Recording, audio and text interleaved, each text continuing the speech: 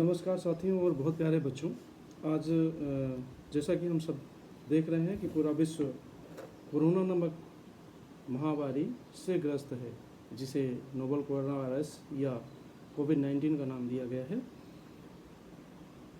इस महामारी के आने के बाद हमें कुछ बिंदुओं पर चिंतन करना ज़रूरी है। मैं आज बात करना चाहूँगा कुछ मूलभूत सिद्धांतों पर।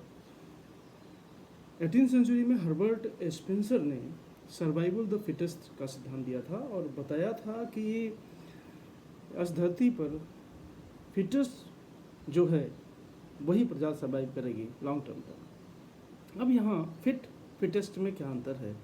फिट का मतलब है कि कुछ टाइम बीइंग के लिए एक बाकी सारी परिस्थितियों से अपने आप को व्यवस्थित करना, लेकिन जो सभी फिट है उसमें जो सुपर है वो सर्वाइव करेगा। अर्थात फिट केवल स्वास्थ्य से नहीं वर्ण वातावरण में समायोजन करने की क्षमता से है, यानी कि जो अपने वातावरण में समायोजित कर पाएगा लंबे समय तक वही सर्वाइव करेगा। अब वातावरण में जो समायोजित नहीं कर पाएगा वो स्वस्थ होते हुए भी बड़ा होते हुए भी डायनासोर की तरह समाप्त हो जाएगा। वातावरण, परिवेश, हमारा पर्यावरण, इन सब परिस्थितियों को अगर हम देखें तो हम ये मानते हैं कि इनके साथ मानव का समायोजन जरूरी है, इनके अनुसार मानव को स्वयं को ढालना जरूरी है।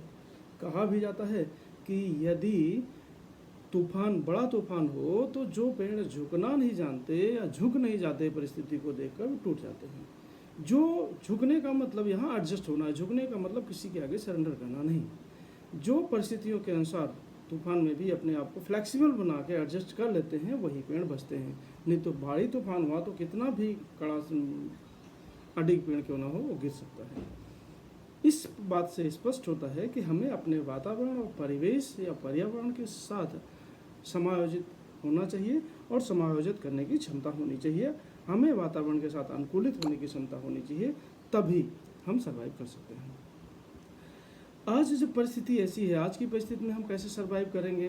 जैसा कि देख रहे हैं कि बाहर का वातावरण इस समय कोरोना के प्रकोप से आच्छादित है। उस दृष्टि में, उस स्थिति में हम ज़रूरी है कि घर से बाहर न निकलें, अनावश्यक रूप से बाहर न निकलें। अगर निकलना पड़े तो मास्क लगा के निकलें। दूसरी बात, किसी से अननेसेसरी न मिलें तो सामाजिक दूरी बनाए रखें। मैं आत्मीय दूरी की बात नहीं करता हूँ, सामाजिक दूरी की बात करता हूँ, जिससे कोरोना वायरस एक से दूसरे तक न पहुँच पाए। अपने को स्वस्थ और पौष्टिक आहार दें, नियमित व्यायाम करें और साथ ही साथ अच्छा महसूस करें, अच्छा खाएं और स्वस्थ रहें।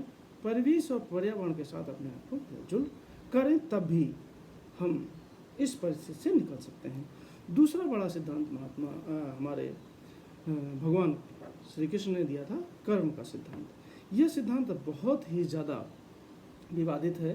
कुछ लोग मानते हैं कि श्री कृष्ण जी का कहना था कि कर्म हमारा अधिकार कर्म करने में है, फल की इच्छा नहीं करनी चाहिए क्योंकि फल पर हमारा अधिकार नहीं है। लेकिन मैं ये मानता हूँ कि प्रकृति जो है, हमारा जो प्रकृति है वो निष्पक्ष है, उसके अंदर वो निर्वेश है, उसके अंदर किसी तरह का वो निर्लिप्त है, उसके अंदर किसी तरह का द्वेष राग नहीं है, वो सबको समान देखती है।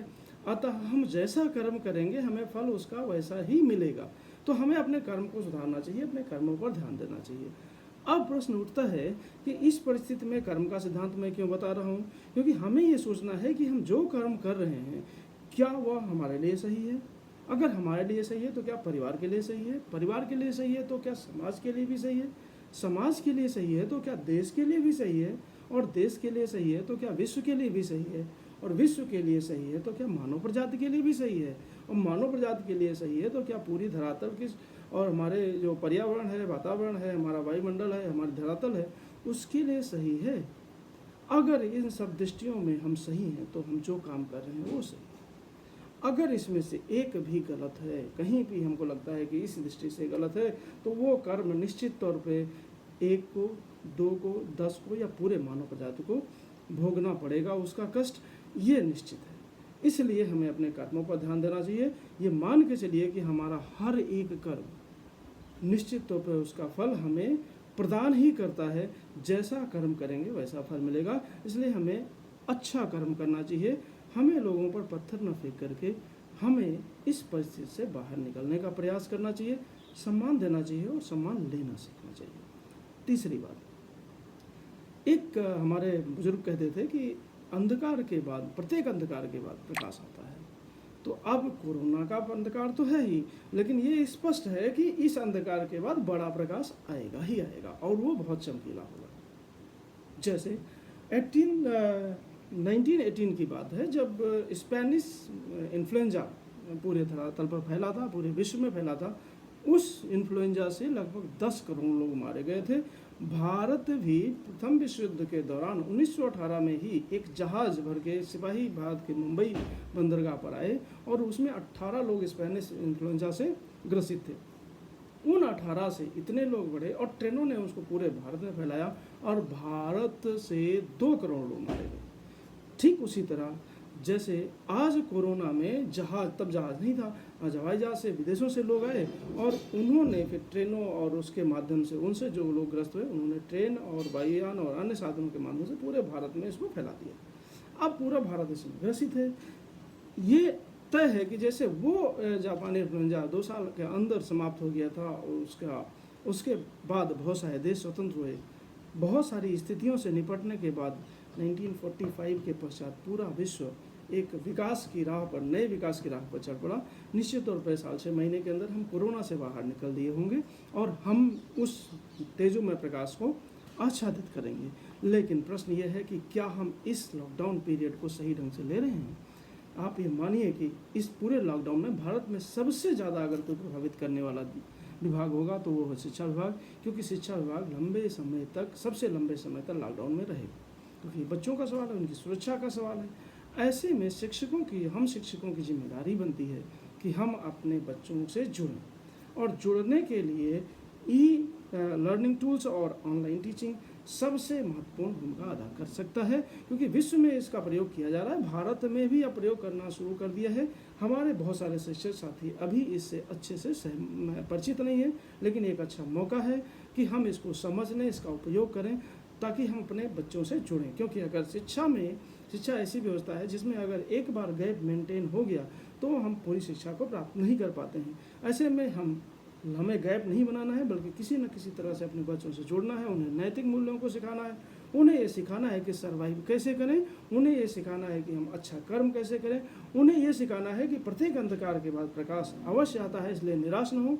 उन्हें ये सिखाना है कि वो अपनी शिक्षा को आगे बढ़ाए रखें, क्योंकि जिस दिन प्रकाश की नई किरण आने शुरू होगी, आपके पास अपॉर्चुनिटीज़ होंगी, उस समय आपकी यही शिक्षा काम में आने वाली है। इसलिए सब लोग आशान्वित रहें, मेहनत करें, और इस लॉकडाउन पीरियड में सकारात्मक रहते हुए सोचें कि हम किस तरह से देश में योगदान दे सकते हैं, अपने समाज को कैसे आगे बढ़ा सकते हैं। इसके लिए प्रयास करें और सुरक्षित रहें, सेफ रहें, सरकार के निर्देशों का पालन करें, क्योंकि हर ध्यान रखिए कि अंधकार के बाद प्रकाश आएगा, और कोरोना खत्म होने के बाद निश्चित तौर पर भारत पुनः विश्व गुरु की उपाधि प्राप्त करेगा। जय हिंद, जय भारत।